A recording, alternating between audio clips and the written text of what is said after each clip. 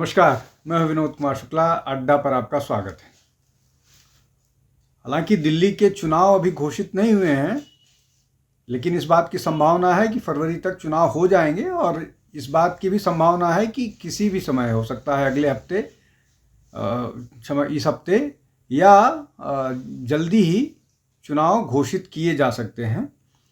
लेकिन बिना चुनाव घोषित हुए दिल्ली के चुनाव महत्वपूर्ण हो गए हैं, इंटरेस्टिंग हो गए हैं और वो दिखने लगा है। लगभग पूरी सीटों पर आम आदमी पार्टी ने चुनाव अपने कैंडिडेट घोषित कर दिए हैं। कांग्रेस ने भी बड़ी संख्या में अपने कैंडिडेट घोषित कर दिए हैं और 2 दिन पहले भारतीय जनता पार्टी ने भी अपने लगभग 30-29 कैंडिडेट्स घोषित कर दिए हैं। अब मैं तीनों बात क्यों कर रहा हूँ? तीनों का नाम इसलिए ले रहा हूँ कि इस बार दिल्ली के चुनाव, जैसा मैंने कहा, इंटरेस्टिंग होने वाले हैं। इंटरेस्टिंग इसलिए होने वाले हैं कि इस बार दिल्ली के चुनाव एक बार फिर त्रिकोणीय होने वाले हैं, 3 तरफ से।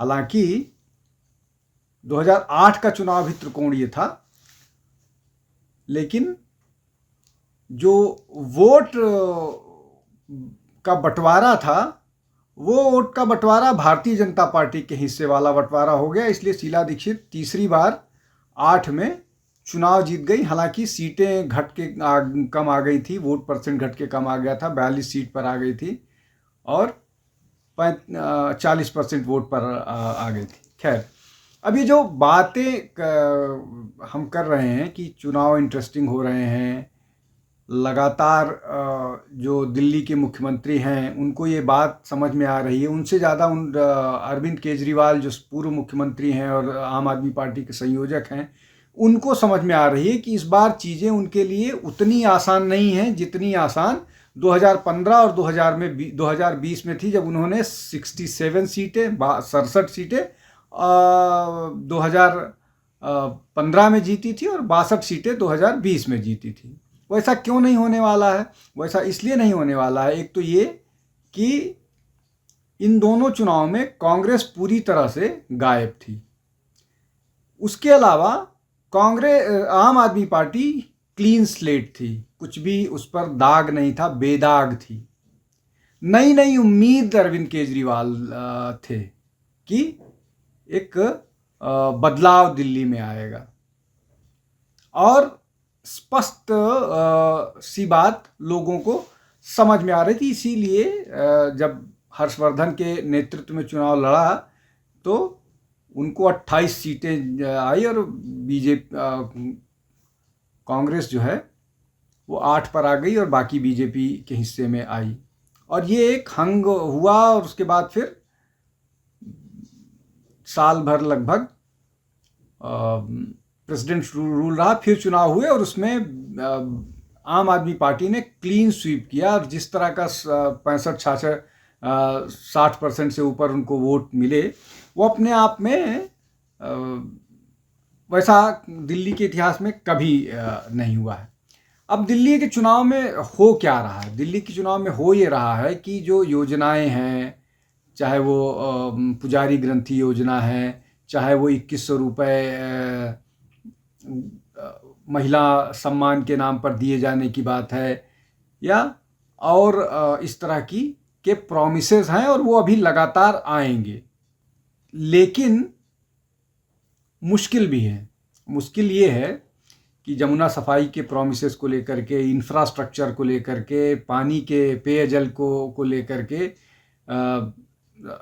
सीवेज के को लेकर के, हॉस्पिटल को लेकर के, स्कूल निर्माण को लेकर के, ईस्ट दिल्ली कैंपस को लेकर के, ईस्ट दिल्ली कैंपस के निर्माण को लेकर के, इन सब मामले पर आम आदमी पार्टी बुरी तरह से एक्सपोज हुई है। और यही कारण है कि आम आदमी पार्टी के वैसे नेताओं को जिनको टिकट चौथी बार रिपीट किया जा रहा है, चौथी बार लड़ाया जा रहा है, उनमें से बहुत सारे लोगों के सीट बदल दिए। मनीष सिसोदिया की सीट बदल गई, राखी बिरला की सीट बदल गई। इस तरह के बहुत सारे लोग अपने तिमारपुर से जो एमएलए थे उन्होंने अपने आप को विड्रॉ कर लिया। स्पीकर साहब ने अपने नाम को विड्रॉ कर लिया। इस तरह से बड़े बदलाव किए जा रहे हैं और वो ये दिखा रहा है कि आम आदमी पार्टी को ये बात समझ में आ गई है कि वो मुश्किल में है। और वो मुश्किल में इसलिए हैं कि कांग्रेस उभर के आ रही है। अब कांग्रेस उभर करके आएगी तो कांग्रेस को ऐसा तो नहीं है, अगर आप भारतीय जनता पार्टी का वोट बैंक उठा करके देखें, जब 37-38 साल के बाद दिल्ली में दोबारा विधानसभा के चुनाव हुए थे तो भारतीय जनता पार्टी उस समय 47-48% वोट जीत करके सरकार बनाई थी। उसके बाद जो भी चुनाव, जिन चुनाव में उसको हार का भी सामना देखना पड़ा, भारतीय जनता पार्टी का वोट 32-33% से ऊपर नीचे कभी नहीं गया। मतलब वो उनका जो फिक्स 33% वोट है वो कंसिस्टेंटली उनको मिल रहा है। तो इसका मतलब बीजेपी अब मजबूत स्थिति में है और जो फ्लोटिंग वोटर्स हैं बीजेपी उनको टारगेट कर रही है। अब ये जो एंटी इनकम्बेंसी वाला वोट है उसमें से ये भी नहीं कहा जा सकता कि वो सारा का सारा वोट जो है वो कांग्रेस को चला जाएगा और कांग्रेस स्थिति में होगी। तो वो जो वोट है उनमें से कुछ भारतीय जनता पार्टी को आएगा और कुछ कांग्रेस को जाएगा। जैसे मुस्लिम वोटों को लेकर के है, मुस्लिम वोटों को लेकर के भी बात हो रही है। अब इसमें एक और एलिमेंट शामिल हो गया है, वो है असदुद्दीन ओवैसी की पार्टी ऑल इंडिया मजलिस इत्तेहादुल मुस्लिमीन, जिसने जो दिल्ली दंगों का आरोपी अभी जेल में है उसको उसको टिकट की घोषणा कर दी है और एक शाहरुख पठान को टिकट देने की बात वो कह रहे हैं। उनका जो दिल्ली अध्यक्ष है उसने बोला है कि हम शाहरुख पठान को, जिसने पुलिस पर तमंचा ताना था, उसको देने की बात कह रहे हैं। इन परिस्थिति में ये जो आम आदमी पार्टी, कांग्रेस और जो मुस्लिम डोमिनेटेड सीट्स हैं उनमें किसको जाएगा ये कहा नहीं जा सकता। कांग्रेस के कुछ बड़े मुसलमान नेता आप में चले गए हैं और आपके कुछ बड़े मुसलमान नेता कांग्रेस में चले गए हैं। तो जैसे तिवारपुर के जैसे बहुत सारे नेता हैं जो इस तरह इसने पार्टी स्विच किया है। और ऐसा नहीं है, बीजेपी आम आदमी पार्टी के कुछ और नेता भारतीय जनता पार्टी में भी आए हैं और 4 को टिकट भी दिया जा चुका है। वो 4 कौन कौन से हैं? इनमें 2 मंत्री हैं, कैलाश गहलोत और राजकुमार आनंद। राजकुमार आनंद दलित नेता हैं और ऐसा कहा जाता है कि जिस तरह से उन्होंने लोकसभा चुनाव में एक सीट पर भारतीय जनता पार्टी को मदद की थी वो अपने आप में महत्वपूर्ण है। उसके बाद उन्होंने भारतीय जनता पार्टी ज्वाइन कर ली। कैलाश गहलोत जाट नेता हैं लेकिन इनकी पत्नी उत्तराखंड पूर्वांचली हैं, इसलिए ये एक एडवांटेज और हो सकता है। करतार सिंह और नारायण दत्त शर्मा, ये 2 आम आदमी पार्टी के नेता हैं जो भारतीय जनता पार्टी में आए हैं। अब कांग्रेस के कौन बड़े नेता भारतीय जनता पार्टी में आए हैं?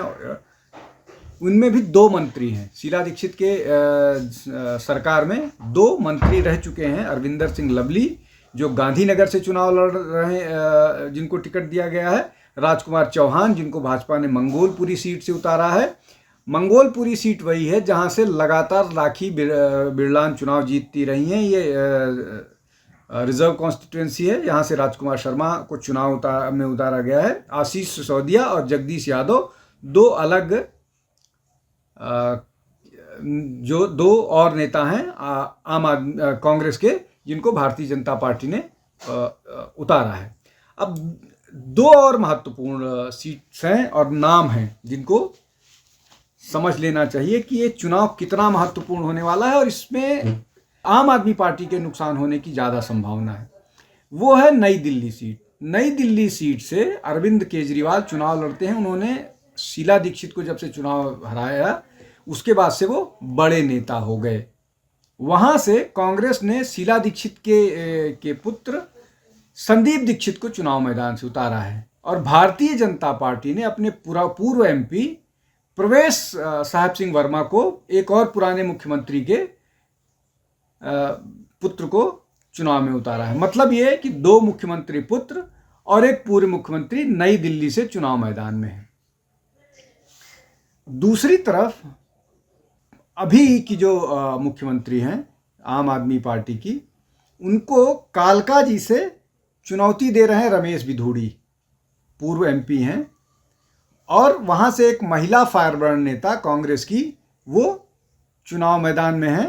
आम आदमी पार्टी से आई हैं, वो एमएलए थी, लेकिन अभी उनके नाम की घोषणा नहीं हुई है, इसलिए मैं उनका नाम नहीं ले रहा हूँ। लेकिन उन्होंने अपनी सहमति दे दी है कि हाँ ठीक है, वो आतिशी के खिलाफ चुनाव लड़ने के लिए तैयार हैं।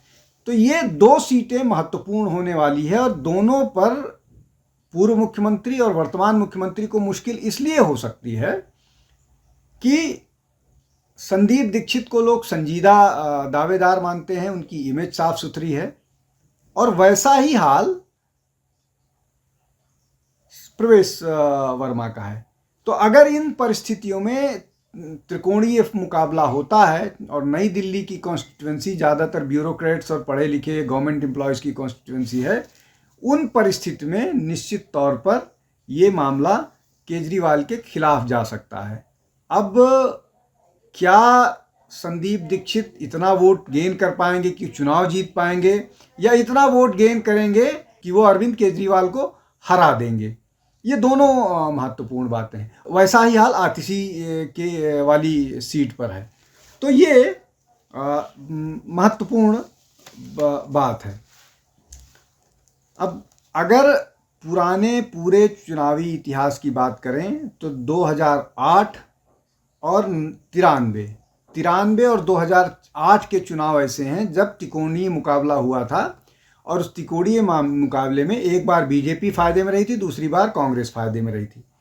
93 के चुनाव में जनता दल चुनाव मैदान में थी, और लगभग 12% के आसपास वोट उसको वोट मिले थे। भारतीय जनता पार्टी को 48% वोट मिले थे, कांग्रेस को 34% वोट मिले थे, और वहाँ पर भारतीय जनता पार्टी चुनाव जीत के आ गई थी। लेकिन बाकी के चुनाव में जो हुए थे उसमें कांग्रेस कभी 48%, कभी 46% इस तरह का वोट जीतती रही है। और 2008 में जो है वो घट करके 40% हो गया वोट, और बीजेपी यहाँ पर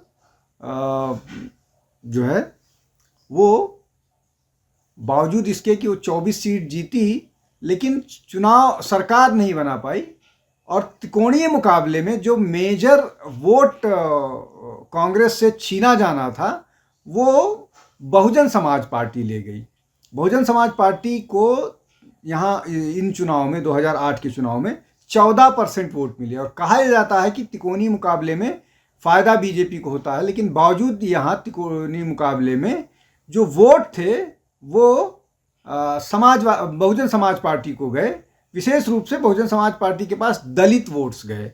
तो अगर ये दलित वोट्स भारतीय जनता पार्टी के पास आए होते, ये त्रिकोणीय मुकाबला नहीं होता, तो निश्चित तौर पर कांग्रेस ये चुनाव हारती। लेकिन इन त्रिकोणीय मुकाबले में ऐसा नहीं हुआ।